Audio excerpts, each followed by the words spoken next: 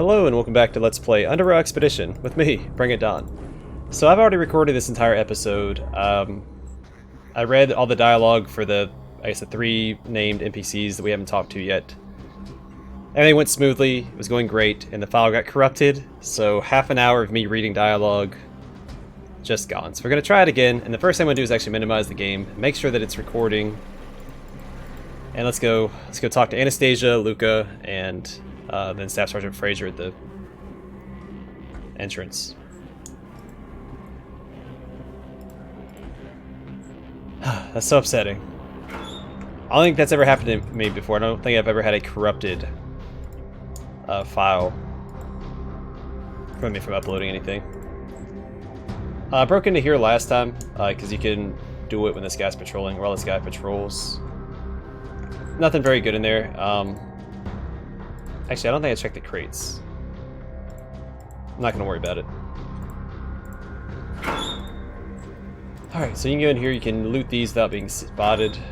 Antidote and 2 bandages and morphine. You can't loot those though, these drawers, because they'll see you. Alright, I'm going to talk to Anastasia. I'm not going to read her little noise she makes.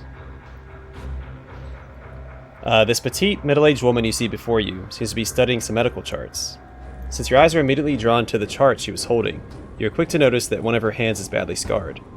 The horribly warped skin of her left hand, diffusing from a few spots and contrasting her otherwise clear skin, seems to have been caused by the healing of a deep burn. She's aware you're looking, but does nothing to conceal the object of your interest. Instead, she lowers the charts and begins talking. However, her voice offers yet another surprise. It is a product of 2 clearly separate, violently dissonant voices clashing against each other before merging into one jarring sound. Corporal, nice to meet you. Brandon, was it? Yeah, these little combs, I'm not going to read those. That's right, it's Brandon. Who are you? My name is Anastasia. Anastasia Merrick. This is the infirmary, as you can tell, and I'm the chief physician here. I'm interested in medical supplies. I'm going to buy your adrenaline. Corporal? Excuse me for asking, but can you tell me what happened to your hand and your voice? She waits for several seconds, slowly swallowing during her silence. After this brief pause, she replies, It's okay to ask. You see, Corporal, I was a victim of a chemical attack several years ago.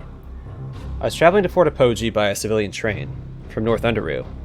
Back then, there was no need for every train to have troopers aboard, since that section of the railway was considered safe. Yet just before reaching South UnderRail, the train was ambushed near a small station. It was my first trip to South UnderRail. The attackers used chemical weapons, launchers, grenades. Some of the corrosive substance burned clean through this hand here, burned my left leg. But the gas hurt my throat. I could feel it burning, deforming my throat with every inhalation. The damage to my vocal folds is irreversible. I managed to protect my eyes somehow, which is very, very fortunate. A blind doctor is, you understand. That is horrible. Who would do something as horrible as that? We were told that the free drones did it. Southerners. Apparently to deter Protectorate from moving into South UnderRail. I have no reason to doubt they were behind it, Corporal. Bandits would have robbed us. Slavers would have kidnapped us. Drones, they cause pain and death, then run away. That's all they ever do. Remember hearing the anti-Protectorate chants. They laughed at the people dying, and the free drones haven't changed to this day, from what I hear. Barbarians. What can you tell me about the free drones? Because of the free drones, I have difficulty speaking, to put it mildly. All this you're hearing, it's because of them. To illustrate, sometimes my throat muscles squeeze my larynx so hard it chokes me. Then I have to swallow in order to ease the tension. Sometimes it doesn't go away at once. It contracts and doesn't let go. That's the free drones. Pain. Why did you decide to help the Protectorate? I wanted to help people. That's it. South UnderRail is a much more She stops, her face red. As she slowly swallows, the color reverts and she proceeds. Dangerous place, the north. Even despite my problems, I'm able to do it. It won't stop while my help here is needed. Where in Fort Apogee can I exchange currencies? See Staff Sergeant Fraser. He performs the exchange. What can you tell me about Consul Oliver? He's a well-educated man, dedicated to his work. Capable. Comes from a wealthy family. But he sometimes seems a bit detached from what is really happening around him. Sitting in the office, isolated, affects perception sometimes. And I understand it well myself. When I came here from North UnderRail, I imagined the South differently. Much differently. I failed to realize how bad it is here, until I saw it myself. Experienced it for myself. Oh, what am I saying? The consul is a competent man. Maybe I'm just... or... forget I said anything. What can you tell me about Colonel Cathcart? You better ask the soldiers that question, because it's their lives that are in his hands. I have only good things to say about the colonel, but ultimately, his decisions mean life or death to the troops, while I just treat the ones who weren't as unfortunate, or, depending on the injuries suffered, as fortunate as those who were killed in action. However, recently I've been having more patience than usual. I don't know how good or bad that is in relation to the big picture. I am just a physician. I only care about saving lives. What can you tell me about Fraser? A sharp furrow chisels itself into her forehead. Staff Sergeant is always speaking well of me. All his supremacist nonsense. How I'm a brave northerner doctor who, despite her disabilities, had persevered and stayed in Fort Apogee to aid the cause. I dislike such people, but I have to deal with them, I'm afraid.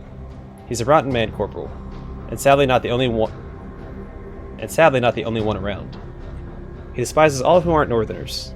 He asks me why I socialize with southerners, like Luca or Justin. He doesn't explicitly call them ratters, but he implies it. It's always at the tip of his tongue. I suppose the two of us represent Protectorate in completely opposite ways, sadly. My words are precious, Corporal. I wouldn't want to waste them on that man. What can you tell me about Luca? She smiles. Luca is a very nice man, very charming. He is the head mechanic, a dreadnought expert. He is fascinated by those machines so much. We hang out all the time, and despite our different professions and different environments we grew up in, we found that we have a lot in common. She laughs, which, due to her damaged throat, sounds like two jagged rocks grinding against each other. Man, go back to this dialogue a second time is not fun. I tell you what.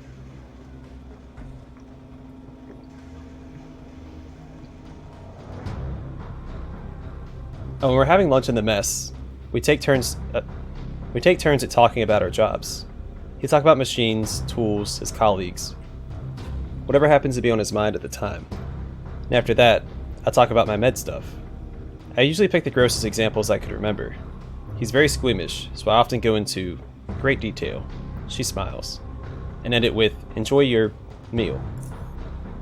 I think we both learned a lot about each other's professions and approaches to life.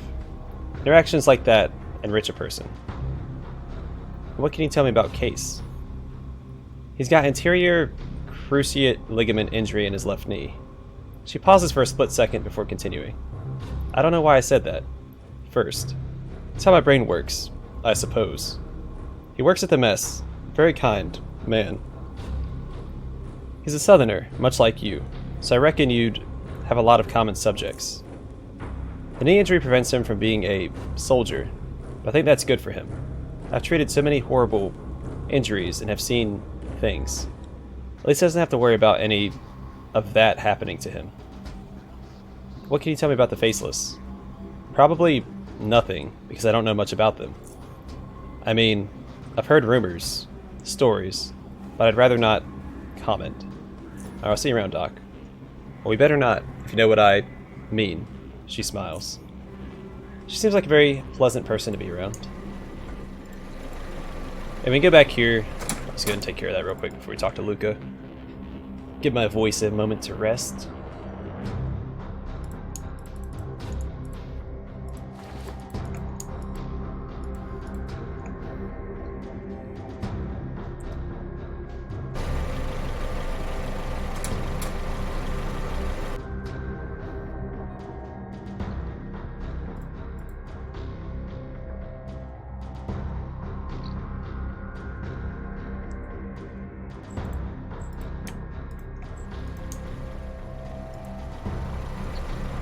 I will talk to Will first. You approach a man working on a console next to one of the dreadnoughts. The oil splotches on his coveralls quickly yank your attention toward them. The more and more you stare, the more separate and interesting shapes you manage to identify. There's a three-legged rat hound, a mushroom, a stalagmite, a bat, a blob, and a larger blob. However, you're interrupted when the man notices you staring at his clothes. What you doing there, sir? The oil splotches on your overalls form some truly interesting shapes. He laughs, revealing the few teeth he's got. Look over here. I found Staff Sergeant Fraser on me bum. Somehow some oil spilled on a chair, and I sat on it. It shows you an ugly blot on his rear, one that looks like a man with a greatly oversized nose. Look at that beak. He laughs. That's what I thought at first. Oh, best blot ever. Hey, name's Will, sir. I have some questions for you, Will. I'm afraid I don't have much time to chat, sir. If you need me to do something, it's okay. But otherwise, chatting means not working. Yes, about the questions I had. Sorry, sir. No time to chat. Lots of work. Although my tummy is showing signs of emptiness. No. I'll eat later. Gotta finish this thing here. Alright, I'll leave it to your work, Will. Make the way for Dreadnought. I will talk to Luca. This rather portly man appears to be working on some complicated-looking mechanical part. All his mental capacity seems to be focused on it. As to him, you aren't there. Granted, there is a lot of noise in the room, which makes it difficult to hear someone approach. Yours has been, so far, met with only the backside of a worn shirt marked with burn marks, oil splotches, and a few torn spots. Excuse me. He twitches for an instant, dropping his screwdriver. He turns around, his face morphing from confusion into a smile. Gee, you startled me, sir. Oh, I'm sorry. I was focused on repairing the right leg stabilizers. That I wasn't even aware someone was there. He laughs. Gee. I'm sorry, I didn't mean to startle you. No need to apologize, sir. It's my fault. I forget myself sometimes. I gotta get this dreadnought up and running soon, so I'm all, well, he wipes off his black hands. Let me introduce myself first. I'm Luca Giotto, head mechanic. Are you by chance here to purchase some components, or are you just getting to know yourself with the base? Well, I'm actually just getting to know the base, but I'll see what you got. No boot springs, so I don't really care. He salutes you. What can I do for you, Corporal? What can you tell me about the dreadnoughts? Gee, if you give me a couple of days, I could type you an encyclopedia, sir. He laughs. But just look at one of them. So imposing. So powerful. Hardcore. Just hardcore. The official name is APF-99 Dreadnought, where APF stands for Armored Power Frame. These beasts are packing a powerful 1,000 kilowatt WPE turbine engines, and their fusion cores can last for years without needing replacement. Of course, the most dominating part about them is their weaponry. They pack an SBA-75 chain gun, attached to one arm, a powerful 80 series drill on the other, and a 30mm rocket launcher sitting on their shoulder. Gee, some models even had a system installed that allowed them to use smart rockets. That's been out of use for several years.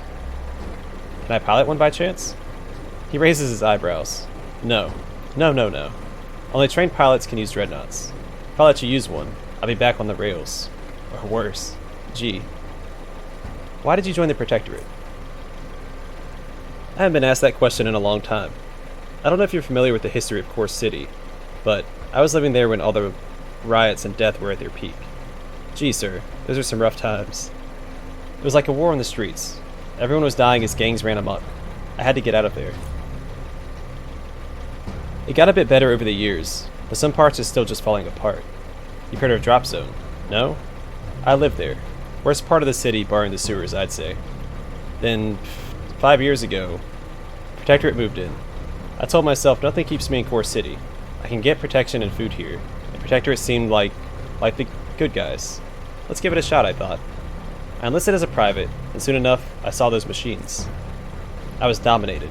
He laughs. They wouldn't let me train to be a pilot, sadly. Maybe because I was a southerner. I don't know. But I was good at fixing stuff. And guess what happens next? He laughs. There. That's my story. And what can you tell me about the free drones? Drones. I spit on those bloody pipe workers. They can zone out of UnderRail and into the very bowels of the earth. Bastards. You really hate them, I see. You think I shouldn't? Gee, sir. They're like the plague. They oppose the unification. They cause chaos and take more lives than the bandits. No one talks about that. but our sources have confirmed that drones perform purges in small stations that won't join them. It's like, if you're not with us, you're against us. I heard you met them before. Hope you got to kill some of those bastards. Where in Fort Apogee can I exchange currencies? Oh yeah, you should see Staff Sergeant Fraser about that. You can find him near the base entrance, sir. What can you tell me about Consul Oliver? Meh. Meh. What's that supposed to mean? Meh. Like meh. In the sense that... meh. I mean, gee, all those diplomats are the same to me. I can't explain it. I mean, I support the unification and understand what it brings. United Stations, all good. But diplomats in general? Too much talking, too little action. I don't know. What can you tell me about Colonel Cathcart? He can get things done. I'm serious, hardcore style. He sees things the way they are, and not all officers are like that, Corporal. A lot of them just sit in the office and just give orders from the safety of their nice chairs. He laughs. From comfy chairs. The Colonel is different. He knows you have to be prepared to do anything it takes to make it through and live to see another day. Dominating words, I have to admit. He does all that without meaningless sacrifice and death. Perhaps he's the reason the Protectorate is still in South UnderRail. With how much we are loved here, maybe another commander wouldn't have been able to cement our position like Colonel Cathcart did. What can you tell me about Fraser? His face turns slightly sour.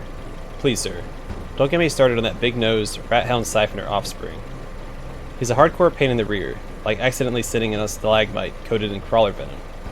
He hates us Southerners with burning passion. People like me, Case, and if he hasn't treated you like an inferior, he will. Just give him time. Gee, everyone hates him, sir. Northerners are not, because he's so stuck up and retarded. And more stupid than a slackjaw. I wish I could tell him to zone out, at least once. Yes, Luca, I had other questions. He ignores you and continues.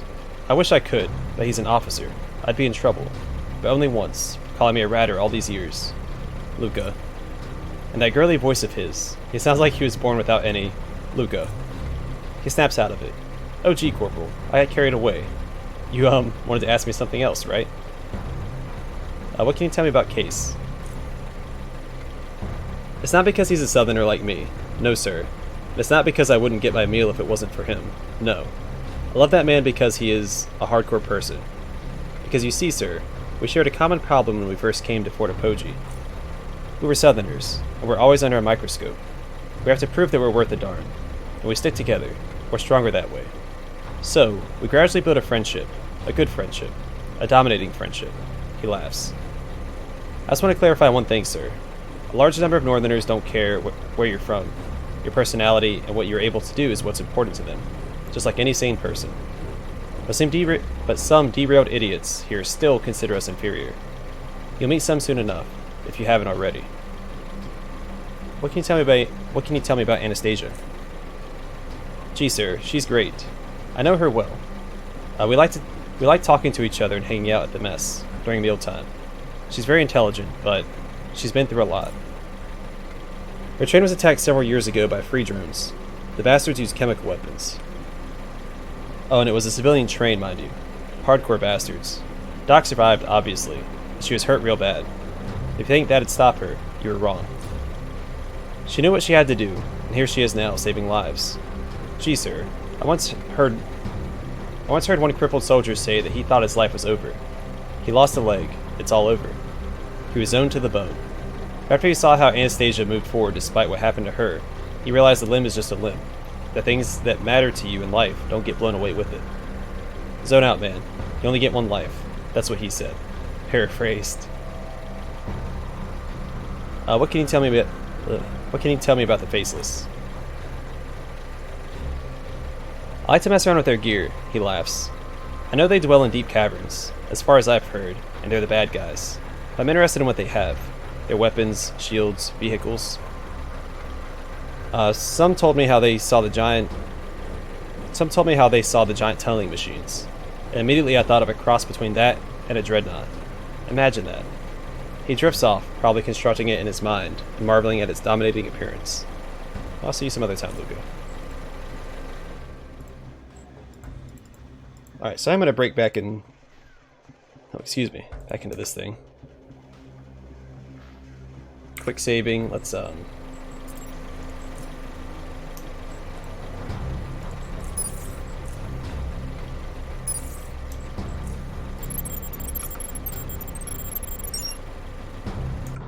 quick save again.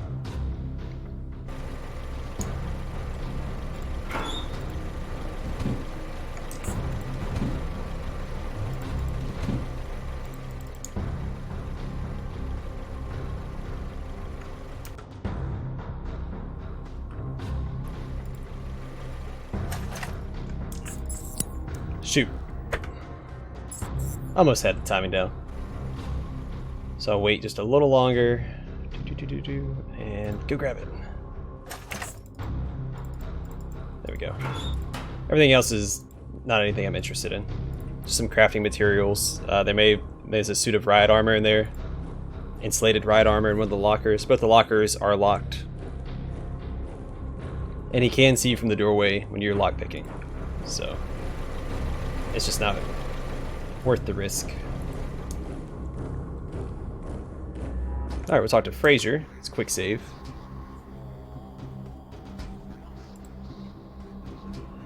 You approach the man you believe to be Staff Sergeant Fraser. You stand still and salute him, and he returns it. During this brief salute, the two of you get the chance to take a look at each other. The first thing you notice is his thin but impressively long nose sitting between his brown eyes. Beneath it, you see jagged lips slowly reshape themselves into a condescending smile, for he too must have noticed something on you that caused that smirk. Then he opens his mouth to deliver a high-pitched nasal voice that borders on being feminine, and thus the conversation begins. At ease, Corporal. I'm Staff Sergeant Eric Fraser. I'm the quartermaster here at Fort Apogee, so if you need equipment or need to exchange currency, I'm the one to come to. Now, Corporal, what'll it be? Probably doesn't have anything worthwhile, but I will sell him all this stolen ammunition.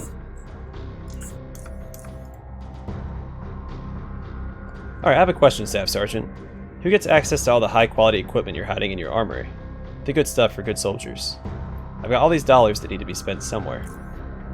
You get what you deserve, Corporal. Okay. I like to exchange currency.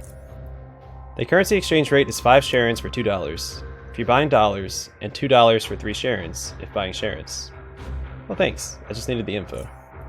Anything else, Corporal? Do you work with SGS credits by any chance? SGS credits? Oh no, only sharons and United Stations dollars, I'm afraid.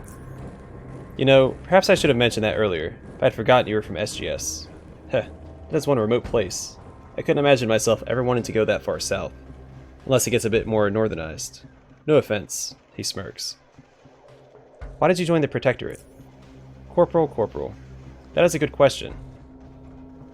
I joined the UnderRail Protectorate to become a part of the mightiest military machinery this violent world of ours had ever seen. I was born in the north, the homeland, and felt a great... the word eludes me. A great appeal to this idea of unifying the whole UnderRail under a single powerful rule. No offense, but the south is not really the most sophisticated region of UnderRail. Isn't it true? You ought to know it better than me. Bandits, murderers, lunatics, chartists? What's up with that? As you kind would say, South UnderRail seems pretty derailed to me. It needs discipline, whether the simple folk want it or not. And what can you tell me about the free drones? Heh, free drones. I don't see what the big deal is about them. They're but a minor nuisance to us. Protectorate is strong enough to wipe the ground with these anarchists. Corporal, I've already heard about the rail crossing situation, and I know what you did. If one, no offense, simple southerner can stand in their way, then... well, you understand, don't you? Did you just call me simple? No, Corporal. You must be hearing things. Besides, I don't like that tone of yours. That's not how you talk to a superior officer. What can you tell me about Colonel Cathcart? An outstanding man, a truly brilliant commander, and a friend of mine, if I may say so. You met him yourself, Corporal. I think you should have realized that by now. How can one not? I could go on and on about him, but I'll choose to be concise. Without him, UnderRail Protectorate wouldn't have any presence in the South. I've been here during the crucial moments, where subtle moves meant you stay in the game, or you get kicked out. You played the moves right. That's all you need to hear from me. Alright, 1 second.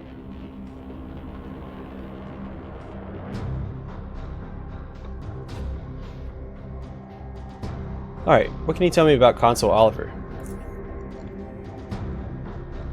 The Consul's our compatriot, a true northerner, educated, intelligent, honest, a good-natured man, perhaps even too good-natured sometimes.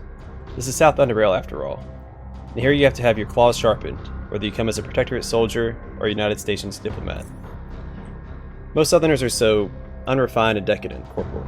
Diplomacy gets incredibly difficult when you're dealing with people who aren't on the same level as you. You have a problem with Southerners? Corporal, really now, I don't know where you got that idea. I was merely talking about certain Southerners. The Ratters.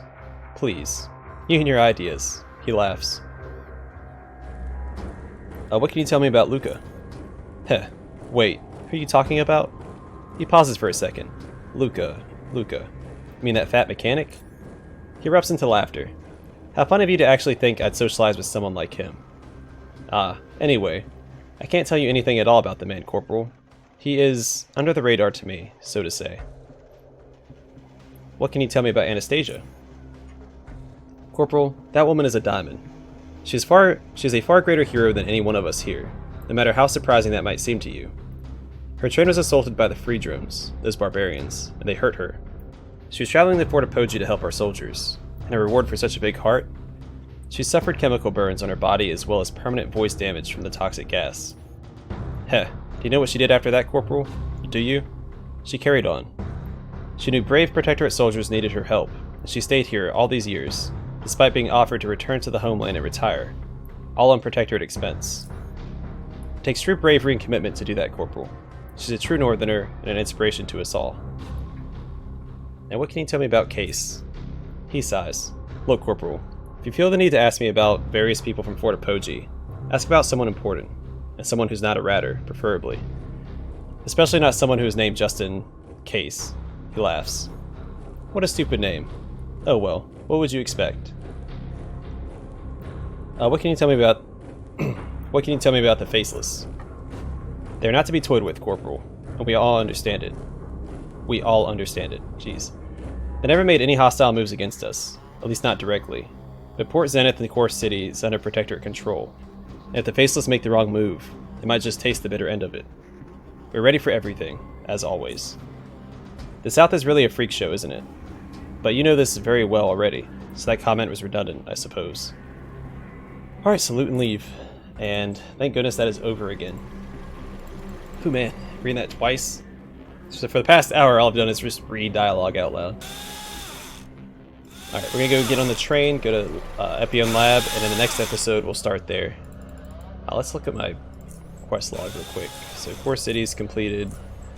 So is Junkyard and the Black Sea. Protectorate. Yeah, so Colonel Cathcart wants you to go to Epione Lab in Upper UnderRail and talk to Captain Blackwall, who has the mission details. Once you help Blackwall, return to Colonel Cathcart. So we will do this first. And then we'll do the Dolos station. Sorry, Dolos Center station. And then we'll return to the fort. Let's go ahead and put all my stuff back on.